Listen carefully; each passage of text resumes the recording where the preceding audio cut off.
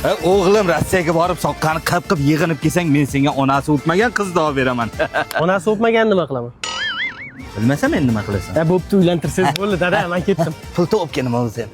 Soqqa der ekan, soqqadir. Привет, Mamul, men keldim. Qachon to'y endi bu yog'i? Qanaqa to'y? Sen to'y uchun yuborgan pullarni ana mahallamiz opin budjetda yutkazib qo'ydi. O'shanga asfalt qildirib yubordik. Yo, noto'g'ri tushunma. Otang ham shu istiri. Sen asfalt qilib berganing uchun rais senga qizini berar ekan. Uni bolasi bor-ku. Nima qilibdi?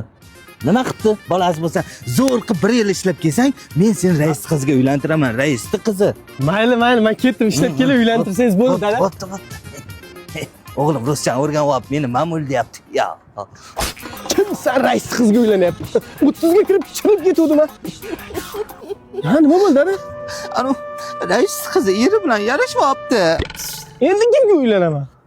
Yo, otang shu istiri, otang. Sen yuborgan pullar yig'dimda hokimga haq berib yaxshi bo'ldim. Hokim senga qizini berar ekan. Hokim qayerda? Rais qayerda? Hokim qayerda? Rais qayerda? Hokim qayerda? Rais qayerda?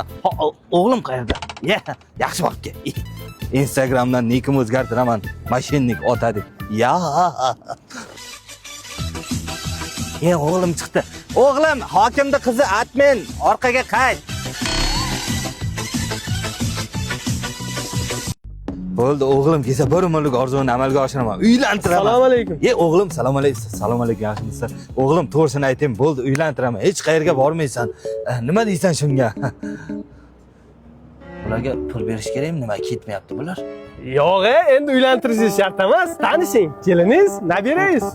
Ha, kelin emas.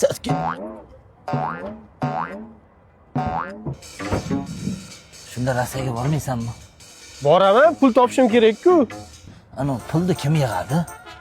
Siz? Unda kelin, добрый пожалуйста.